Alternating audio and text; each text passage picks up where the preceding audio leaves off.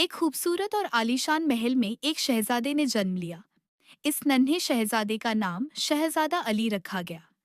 बादशाह ने अपने वारिस को देखकर फख्र से कहा कि यही बच्चा एक दिन सल्तनत की शान बनेगा। वक़्त गुजरता गया, दिन महीनों में और महीने बरसों में बदलते गए। आलीशान महल की दीवारों के सायों में शहजादा अली धीरे धीरे बड़ा होता गया। ताकत और सल्तनत में पलने के बावजूद शहजादा अली का दिल बेहद नरम था। उसे जंगी तालीम भी दी गई, मगर उसकी सोच तलवार से ज्यादा अक्ल पर यकीन रखती थी। वह जानता था कि असली बहादुरी दुश्मन को शिकस्त देना नहीं, बल्कि नफरत को खत्म करना है। यही नरमी और समझदारी उसे दूसरों से अलग बनाती थी। शहजादा अली को अभी मालूम नहीं था कि यही अक्ल और नरम दिली एक दिन उसे ऐसी मोहब्बत की राह पर ले जाएगी जो उसकी और शहजादी हौरिया की तकदीर को हमेशा के लिए बदल देगी। दूसरी तरफ एक ताकतवर और अमीर सल्तनत के आलीशान महल में शहजादी हौरिया ने जन्म लिया था।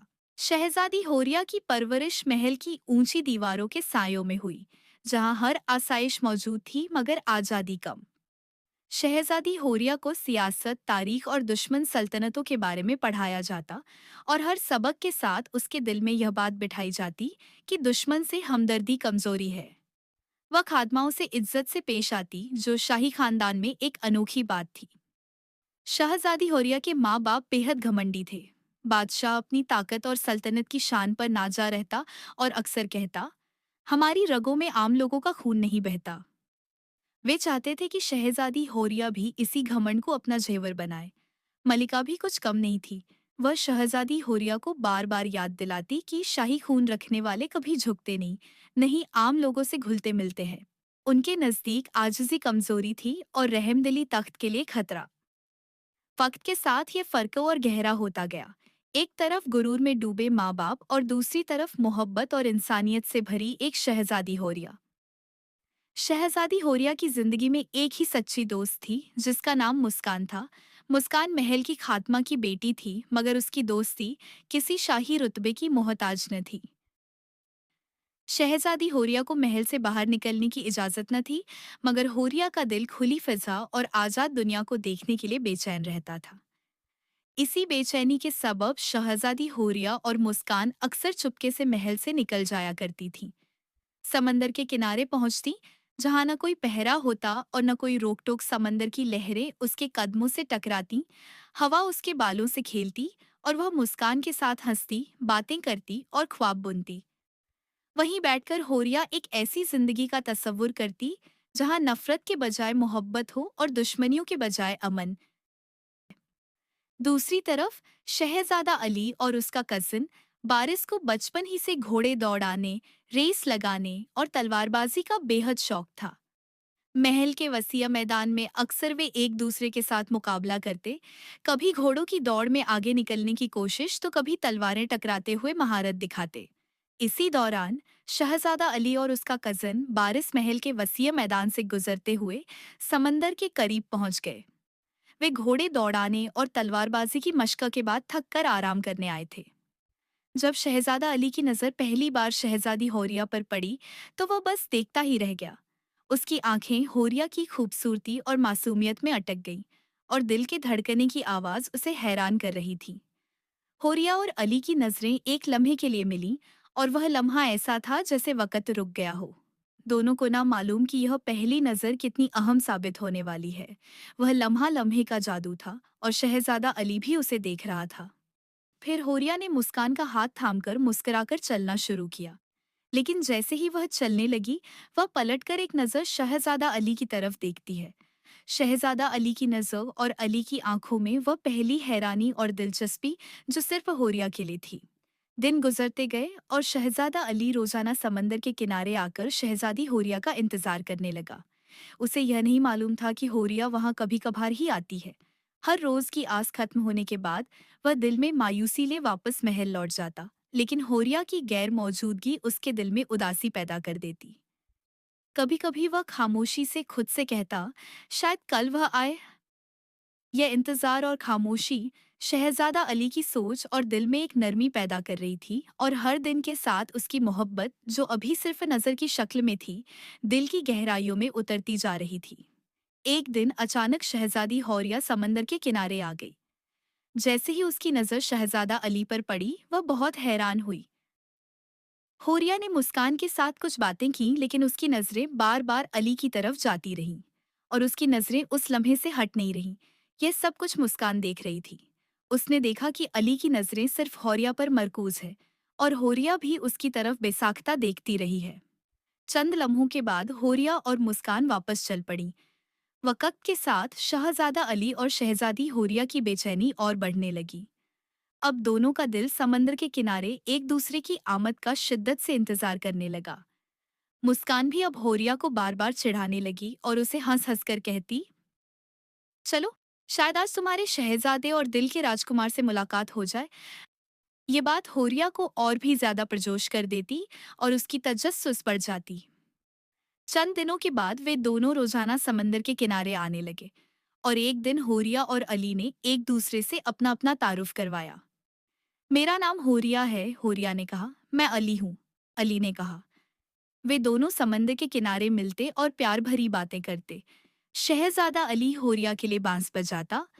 एक दिन शहजादा अली ने शहजादी होरिया के लिए खत लिखा, अपने दिल की बातें और मोहब्बत के जज्बात उसमें लिखे। लेकिन जैसे ही यह खत बादशाह के पास पहुंचा और उसने पढ़ा, उसे पता चला कि होरिया अक्सर समंदर के किनारे जाती है और किसी से मोहब्बत भी करती है। बादशाह को यह बात बहुत बुरी लगी और वह शदीद गुस्से में आ गया। उसने फौरन हुक्म दिया कि होरिया महल से बाहर न निकले और उसकी हर हरकत पर सख्ती से नजर रखी जाए। शहजादी होरिया का महल से बाहर निकलना बंद कर दिया गया। शहजादा अली खत के जवाब का इंतजार करता रहा, लेकिन कोई जवाब नहीं आया। वह समंदर पर गया, लेकिन वहां भी शहजादी होरिया नहीं थी। वह बहुत दुखी हो गया। इसी तरह 2 साल गुजर गए। सल्तनत ए नूरान पर अचानक कहर टूट पड़ा। खाने पीने की रसद कम होने लगी और बारिश का सिलसिला बंद हो गया। लोग भूख और बीमारी का शिकार होने लगे। हर तरफ खौफ और मायूसी फैल गई। बादशाह सख्त परेशानी में मुब्तला हो गया, जबकि राया उस पर शदीद बरहम थी, क्योंकि सल्तनत ए नूरान में जिंदगी दिन ब दिन मुश्किल होती जा रही थी। जब सल्तनत ए अरमगान के बादशाह को पता चला कि सल्तनत ए नूरान में लोग भूख और परेशानी का शिकार है, तो उसने फौरन खाने पीने की अशिया सल्तनत ए नूरान तक पहुंचाने का हुक्म दिया। यह अशिया शहजादा अली खुद लेकर आया और यूं यही वह मौका बन गया जब शहजादा अली 2 साल बाद शहजादी होरिया से मिलने वाला था। शहजादा अली का महल में इस्तकबाल किया गया। बादशाह ने शहजादे अली का शुक्र अदा किया, लेकिन अली की नजरें सिर्फ शहजादी होरिया की तरफ मरकूज थीं। अली 2 साल से जो बेचैनी और इंतजार सह रहा था, वह अब खत्म हो चुकी थी। उसकी रूह को जैसे चैन मिल गया हो, वह बस शहजादी होरिया को देखता रहा। यह सब कुछ बादशाह देख रहा था, लेकिन कुछ न कहा। शहजादा अली वापस महल की तरफ लौट गया, जबकि शहजादी होरिया आज बेहद खुश थी। उसने बहुत अरसे बाद अली को देखा था। इसी खुशी में वह मुस्कान के गले लगकर झूमती रही। दूसरी तरफ बादशाह अपने कमरे में शदीद गुस्से में था। उसे मालूम था कि अली उसके दुश्मन का बेटा है, मगर उसने खाने पीने का सामान लेने से इसलिए इनकार नहीं किया कि कहीं लोग भूख की वजह से उस पर बरहम न हो जाए। वह जानता था कि अगर राया उसके खिलाफ हो गई तो उसकी सल्तनत को बड़ा खतरा हो सकता है। यूं एक तरफ खुशी थी और दूसरी तरफ गुस्सा और खौफ, और तकदीर खामोशी से अपना खेल खेल रही थी। एक दिन सल्तनत ए नूरान का एक सिपाही गलती से सल्तनत ए अरमगान में दाखिल हो गया। उसकी गलती की वजह से वह फौरन गिरफ्तार कर लिया गया। जब सल्तनत ए नूरान के बादशाह को इस बात का पता चला, तो वह शदीद गुस्से में आ गया। उसकी आंखों में आग सी भड़क उठी।